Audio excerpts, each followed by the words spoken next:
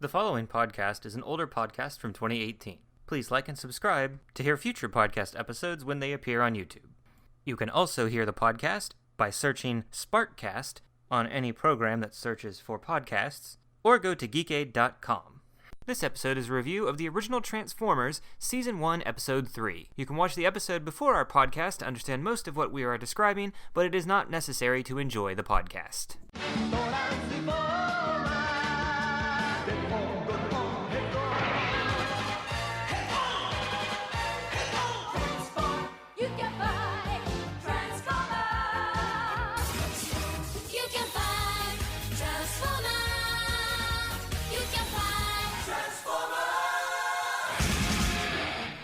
Welcome back, everyone, to Episode 3 of the soon-to-be titled Transformers podcast. We gotta get that done with.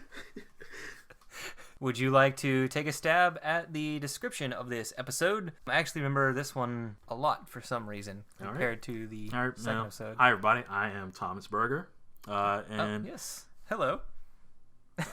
I guess this episode, I can't forget the first part, obviously. The first part starts off with Optimus continuing to roll down a hill, or having finished just roll down a hill after friends got blown up in the cave, but clearly that doesn't matter because we're worried about Roller and whether or not Optimus can transform, get over his transformer dysfunction. I can do it. It's like the whole minute of him trying to just transform. Yeah, and then right after that, their whole grand plan goes up in smoke. The only thing that happens is Optimus, Bumblebee, and Sparkplug get hurt. The Decepticons just blow a hole in the roof and escape with all the Energon. Just like, this is a big waste of time. You guys are losers. Yeah. And they gotta make a plan to try to catch the Decepticons, but then Megatron realizes he's being set up. Then he's able to go and deceive them so he can steal the rest of the energy without the Autobots interfering. They make the spaceship and try to go home, and of course the Autobots, in a last-ditch effort, are able to stop the Decepticons from going home to conquer Cybertron. Though what are they conquering, really? It's only like a planet with Shockwave on it, right? Well, at this point, Optimus has hinted that it won't just stop there. Once they have enough, if they have enough Energon, they'll conquer the universe. That makes a lot of sense. For those of us who might not have been listening for a while, we've got something special for you. Now we're going to hear how Optimus Prime himself tells us the story of these episodes. He's always got to show us up, like we're not capable of telling the story right. That was pretty good. Come on, give us a break. Prime, since my teacher knows you're my friend, she said I could give you a sneak preview of our special project. Finally. But first, the end of the story. But I told you how the Autobots crash-landed on Earth. And how the computers revived the Autobots and the Decepticons. We shall return home the power to build the ultimate weapon. You know, they never actually described that ultimate weapon. And conquer the universe. And how we met the human Spike. What other tricks can you do? Try this one, Spike. Now you see me. Now you don't. Incredible. Yeah, but you also left me hanging. Now. Bumblebee and Spike went into the cave to plant an explosive and bury the Decepticons. They were captured before they could get out, and the bomb exploded. And you were sent crashing down the side of the mountain. Prime! So you gotta finish the story first. Then you promised to show me the project? I promise. Well, it was that fall that really rattled my transmission. But luckily, the other Autobots were around to help me out. And now I'll stop narrating for the rest of the episode. Like, how more interesting would this be to actually hear parts of this episode sprinkled out with Optimus's narration? Him just saying, oh, yes, and in that part we did this, or da-da-da. Like, at least make it a little bit different than just have it be a clip show all the time. Instead, make it Optimus reflecting on what's going to happen. It's just acting like he's going to tell the story and then not telling the story. Yeah, and then not telling the story because it transitions into the episode. Yeah. Prime, that was quite a tumble you took when that bomb went off. It's nothing compared to the tumble I take later when I pursue Megatron into outer space. Prime, a little advice. Next time, take a spaceship. What would I do without you, Tommy? As Optimus hides his murderous rage. I don't know, but you're gonna have to try. I really gotta get back to Autobot City. Can you give me a ride? Sure, if you just tell me what this project is all about. Prime, next time I promise to tell you everything. when I transform your day into an adventure.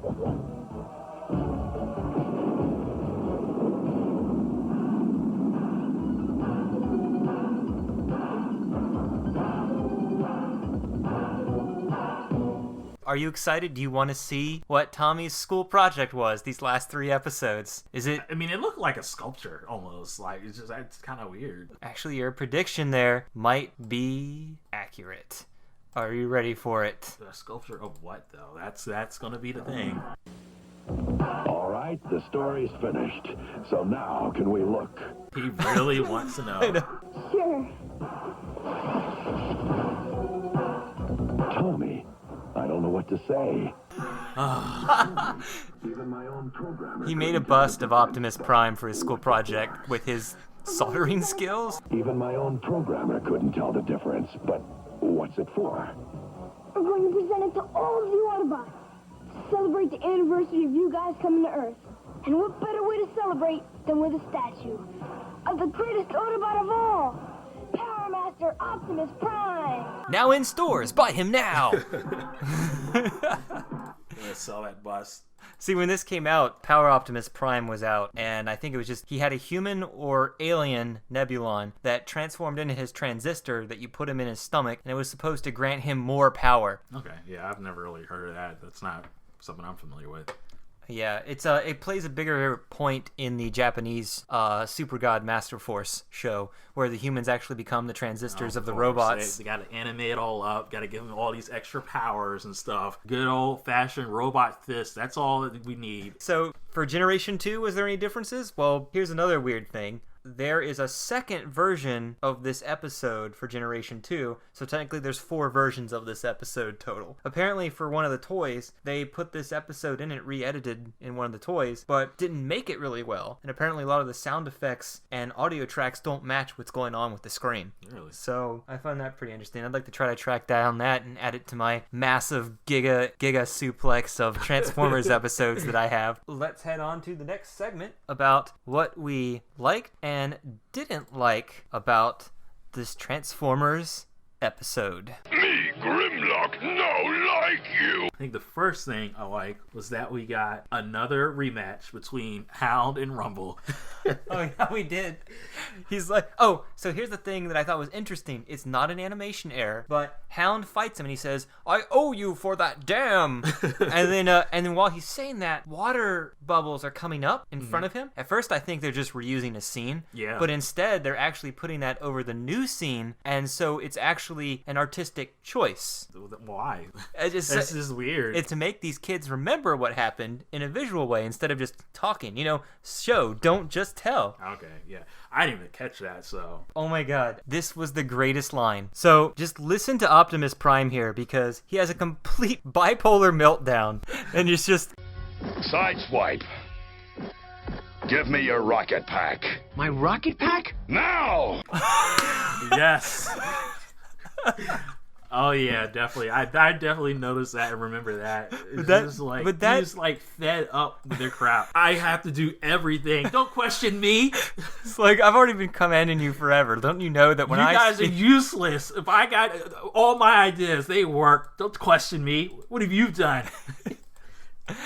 Are you gonna save the day? No, I've been doing it. No, there was something else that was also hilarious, is because he also acts out of character when he falls back to Earth. Listen to Optimus and how he just refuses help from anyone. Don't move, Prime. We'll take care of you. I'm fine. I'm all right. Let Ratchet check you out. I said I'm fine.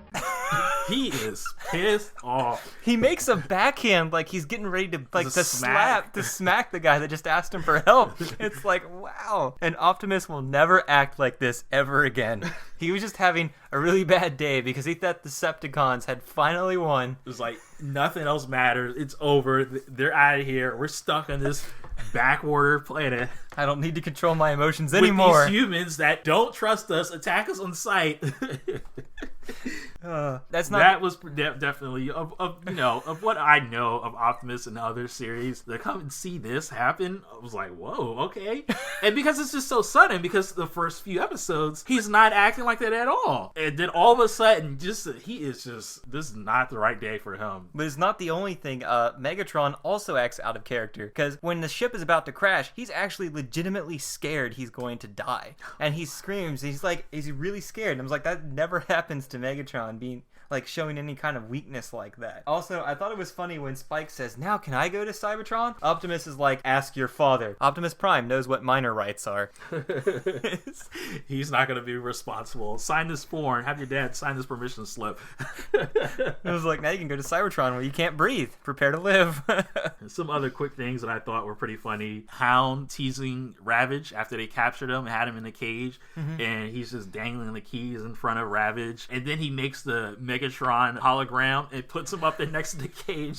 He's like, and they're just talking in front of Ravage about how, like, Megatron doesn't care about you. Look at this. He didn't even come back to try to get you. And then another quick scene was just seeing the Autobots in lab coats as part of the deception that they tried to pull on the Decepticons. That was pretty funny too. These giant robots in giant lab coats. Like, who's that gonna fool? Yeah, it's like that goes back to the stupid moments. How is that gonna work? Like, he's looking for human-sized humans, not Transformers. Yeah, I mean, they're not wearing anything on their head. They're just robots with lab coats. They are the guys. They're not hiding their face in any way. You just look at them. It's like, why are you wearing a lab coat? That's the question.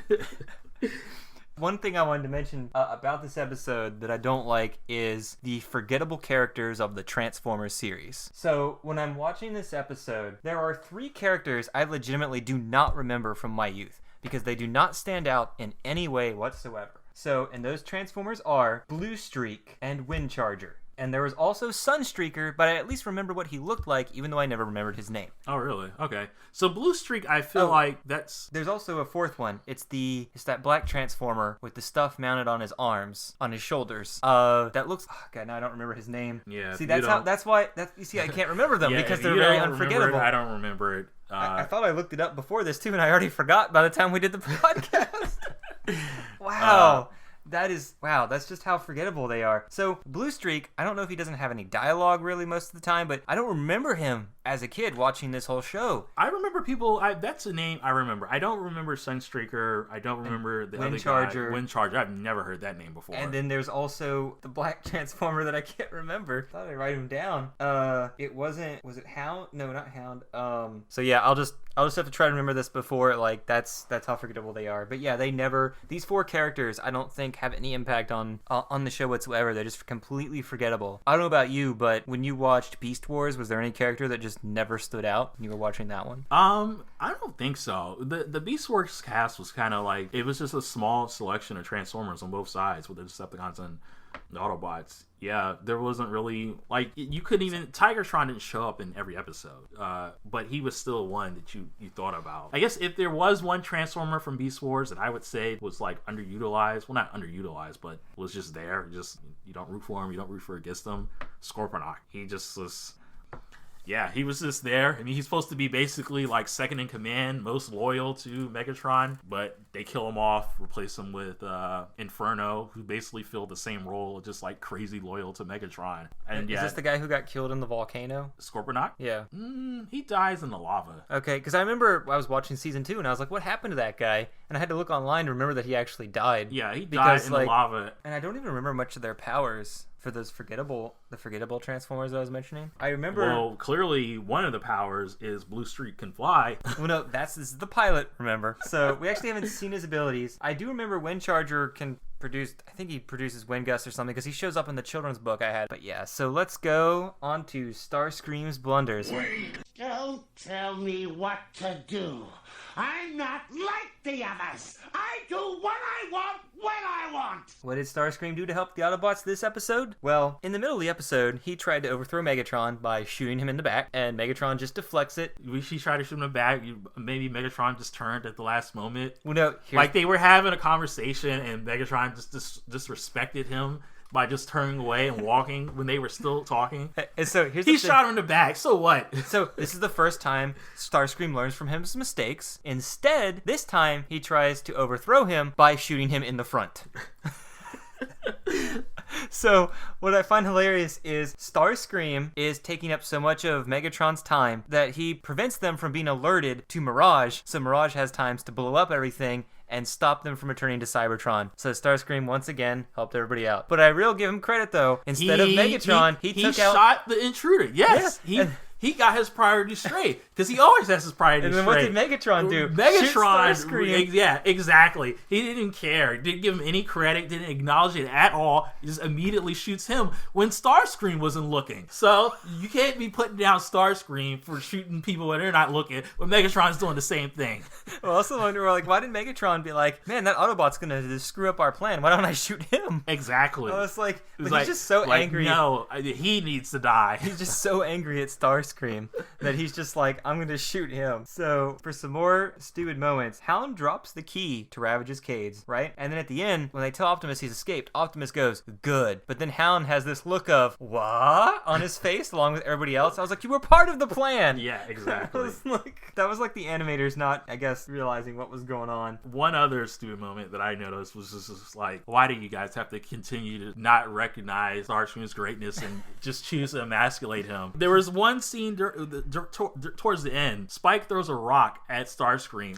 Starscream's getting ready to take a shot at an Autobot, but Spike throws a rock out of nowhere and knocks the gun out of Starscream's hand. How a human can throw a rock with enough velocity to make a giant robot lose his grip on his gun is beyond me, but to make things worse, the gun falls to the ground and an Autobot rolls over it and crushes his gun.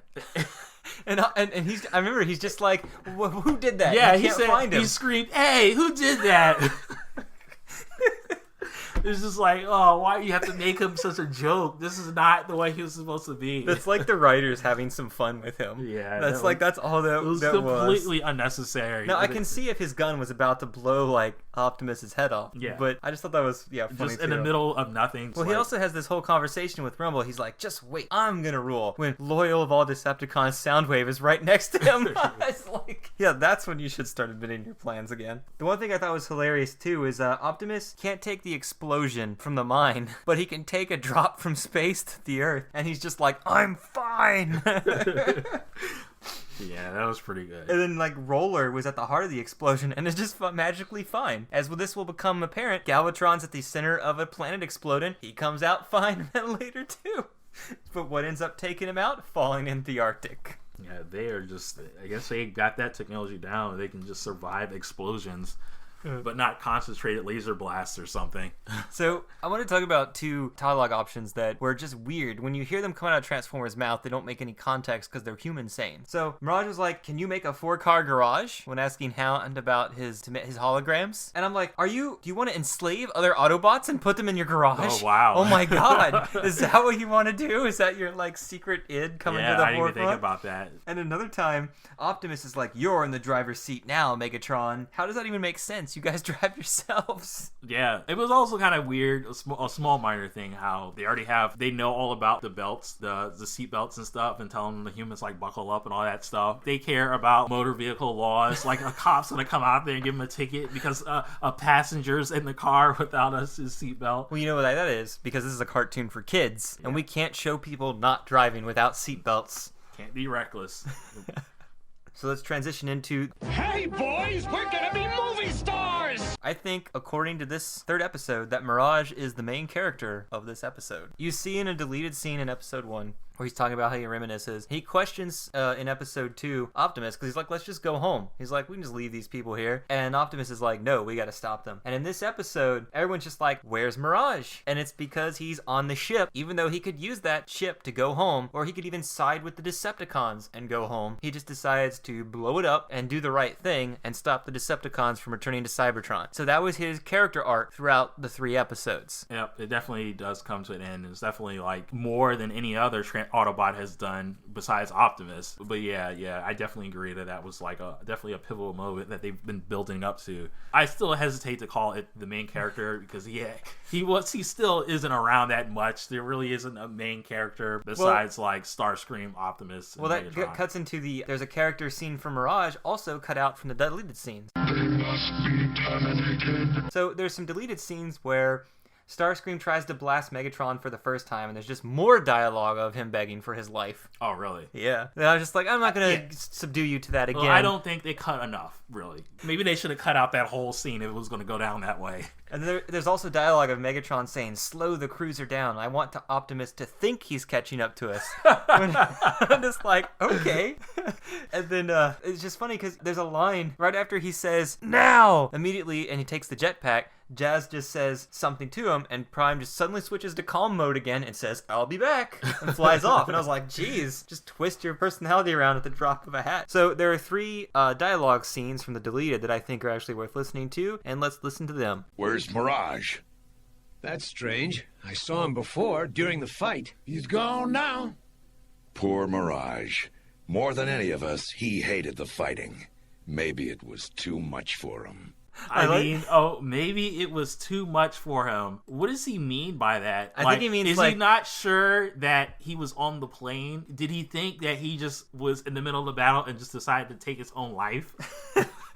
Or he abandoned them? He just deserted the fight and went off, and he's just wandering the planet, and Optimus doesn't care? That's what I thought happened, is because Optimus was probably like, oh, well, he saw that they could go home. He's always wanted to go home and hates war. He probably just like, I'm done with life. Oh, he thought he was just a traitor. No, not a traitor, a deserter. There's a difference. Deserter with he stowed away on... Well, no, I don't think he thought he stowed away. I thought he just left because he couldn't take it anymore. But anyway, let's see how this continues into the ship. I've waited for this moment a long time, Megatron, and my time is now! It's nobody's time. You'll never return to Cybertron. No! It's like he actually had a line of dialogue. Instead, he just shows up, shoots the computer. And I was like, I kind of feel like even though it's one line of dialogue, he should have at least said something. It's like, why even cut that part out? It's like you're trying to show the character be the badass that saves the world here at the end, and instead he just shows up, blasts it, and gets tossed out of the window.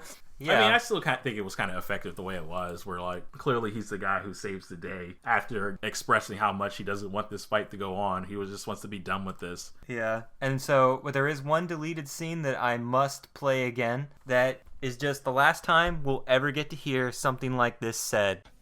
Autobots to the air! Are you serious? Were they trying to... Was that... They didn't figure out their catchphrase? This is what they were going to be using the whole time? like that was actually cut. He didn't say that in an episode. He didn't say that in a previous episode? He said it in episode 2 as a battle cry, but he didn't say it. That sounded like they were trying to make it a thing. They cut that because it was probably poorly received in the first episode. That is a terrible catchphrase. Autobots to the air. You can't fly! Come on. Not yet. That leads us to retcons this episode. So, no story changes yet, but there are some fun animation errors like, Soundwave wearing the Autobot symbol. A Transformer can be on Optimus's side at the same time he's giving him orders in front of him. And Laserbeak can be the same size of a regular Transformer and fight them. Yeah, I noticed that. That seemed weird. I was like, I thought you were small, but maybe it's just a bad perspective. Since I was giving the show too much credit. Oh, just wait till they get to season 3 when Soundwave is the same size as Devastator. Oh my god.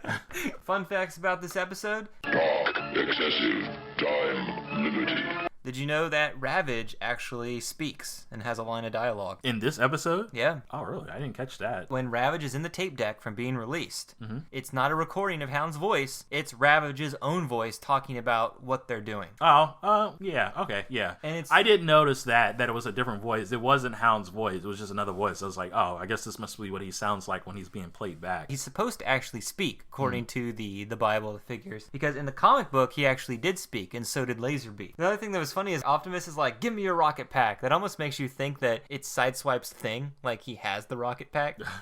But if you look at the arc, there's a whole wall of jetpacks. Oh, yeah. Like, I saw them earlier. Why don't you just give them all to everybody? And, like, if they're going to be chasing after a spaceship. But then again, they already know how to fly, right? So why do they need the jetpack in the first place? We got 2 more sources for Megatron's power source.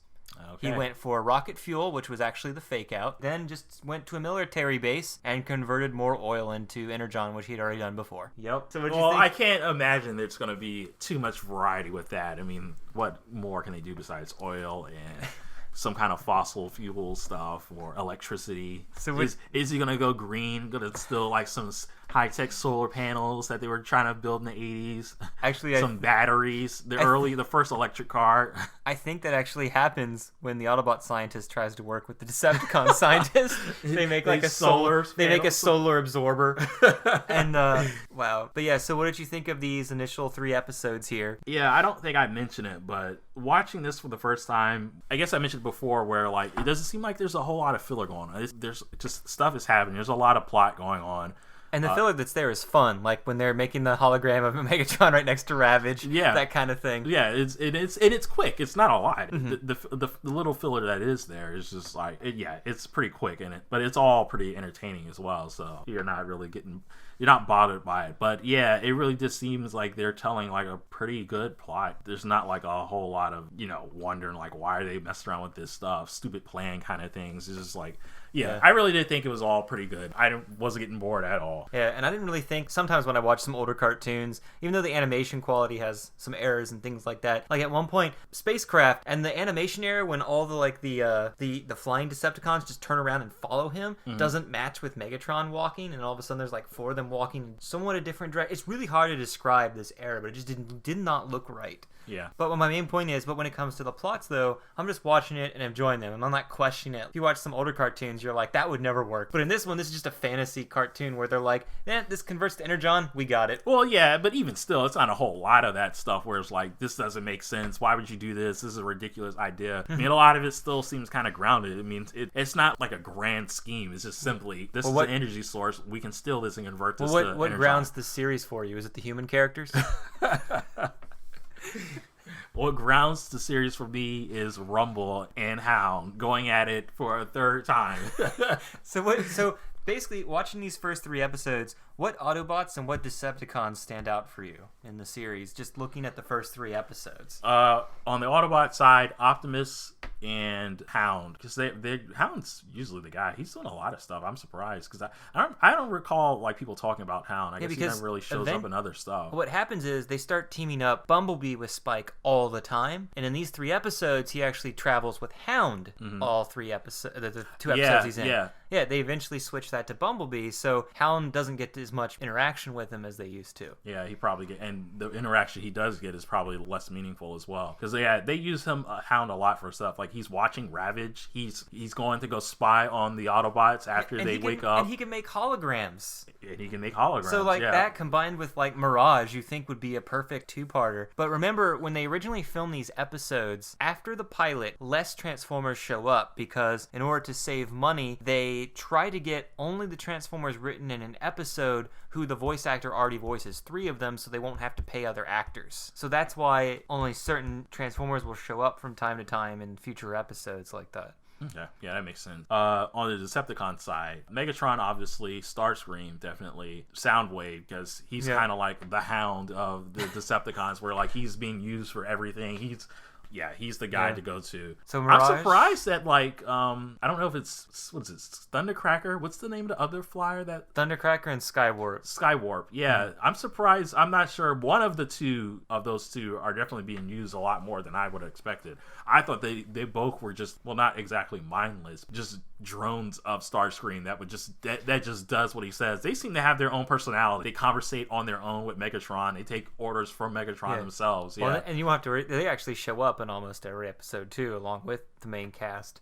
So I know they show up pretty frequently. Yeah, the Decepticons, they seem like they get a lot of use, a much more even use than what the Autobots get. The Autobots, because the thing is, they have so many to distribute against that sometimes, like in episode 2, all of a sudden 2 Autobots you've never seen before are trapped in the water, and you're like, who are they? Yeah, exactly. Yeah, I didn't know who those were that were under. Well, apparently there's a cut scene from the script in the first episode where they're introduced so they can be in peril in the second episode. But in this time, they're just already in peril, and you're like, oh, new Transformers that I didn't know about. out. But yeah, for the most part, it's just interesting that they're all, like, the things that stood out from this episode, I would think, like Mirage, because he's also showing his powers, he got a lot of play in these episodes, too, aside from Hound and, well, of course, Spikes and Sparkplug, and I'm trying to think of any Autobots. Ironhide has some dialogue, but he just doesn't do anything memorable. Yeah, Wheeljack has dialogue. He doesn't really do a whole lot. Wheeljack, Ratchet, I think, is called upon. Yeah, but they don't really do a whole lot. I mean, I think one Ratchet or Wheeljack was it that were doing the Autobot roll call. What's interesting is because Wheeljack and Ratchet will be more prominent in the series as it goes on. I know they stand out a lot more. Yeah, those two are definitely names that I hear often as far as, like, you know, and also, most all things Transformers. And also Wheeljack's voice was different. Like, Wheeljack's voice was different in the first 3 episodes from what it would become, because when he first talks in the first episode, I guess he was trying to establish the voice, because when I first heard him, I was like, that sounds a little different than what I was used to his voice sounding like. But, so, you ready for the character segment? So, this character we got,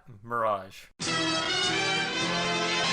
His saying on the back. The quote-unquote main character of episode 3. Yes, the first person to get a main character. He actually has a character arc, which is something we will only see from time to time. Well, Starscream had a character arc of sorts where he's like, your time's coming, Megatron. It's almost over. I'm going to take over. And 4 next times? episode, I'm going to take over. The fourth time, he finally does it. And he changes from ambitious second in command to sniveling toad who's begging for life. That's an arc, right? It's inverse, but it's an arc. and he shot at Mirage because his heart was in the right place, right? Yep. Okay, so Mirage's saying is, who and what I am, I hide from the enemy. His description is, Mirage is not thrilled about being an Autobot freedom fighter. He prefers hunting turbo foxes on Cybertron with his high-priced friends. Effective fighter, more effective intelligence gatherer. He has an electric disruptor that can cast illusions, altering his physical placement and appearance for up to 6 minutes. Expert marksman with armor-piercing rocket dart hunting rifle. Rocket dart? Unsure of the Autobot cause, can't be fully trusted. What? They're not? Wow. So, that actually will come into play in a future episode, but I'll talk about it then when it occurs. Yeah, okay. Because I think I have a feeling of what you're hinting at a little bit. In which he'll become a main character again. I'm sure. Because he might be the only one with 2 main character entries on this list. A quick information about his toy is, his toy was made to be put in Optimus Prime's trailer with a little hatch that you could shoot him out of the trailer, which I find hilarious. Him and one other figure could do that. Roller. So, Mirage is actually a Formula 1 race car model that actually existed in the real world. Oh, so that's what it's for. I do recall, you know, like an actual, like, top of the line, like, race car rolling around with the Autobots. I wasn't sure who that was. But it actually has references to stuff in the real world. I looked these up here, and it says Liger on the back of his car, which is a real racing company.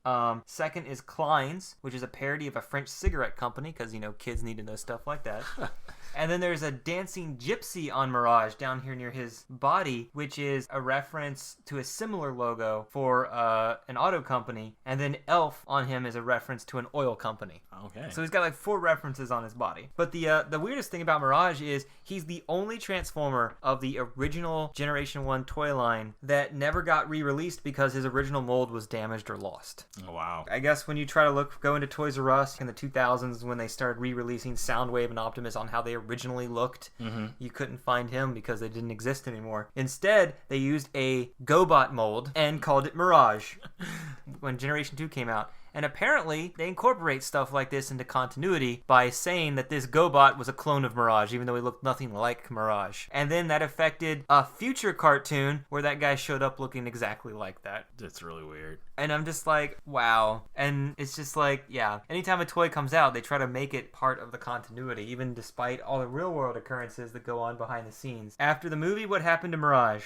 Wait, I still function. Well, he got killed by Megatron in a deleted scene. So much for a main character getting killed off screen. Yeah, they were actually storyboards that show him getting destroyed, but this can't be used as proof of canon again, but we can just assume he died based on him not showing up again. However, he does show up in the Japanese Headmasters cartoon in 1 episode without any dialogue, but you can just rack this up to animation error. Probably should, and you shouldn't really count stuff like that as continuity. But yeah, and he also appears in the Japanese manga, but since those take place pre-movie, those don't count. All right. Nate, what are your final thoughts on that trilogy? This is good, huh? Definitely thought that was a good start, a good introduction to the series. There definitely weren't any moments that were like dragging. It was all pretty entertaining. Yeah, good balance of like comedy, like good action. I think my wife came out when Optimus Prime was getting angry at his fellow primates, and she's just like, "Whoa, what is going on here?" Like this, I didn't know that this was what Transformers is about. She just keeps walking, and just shakes her head.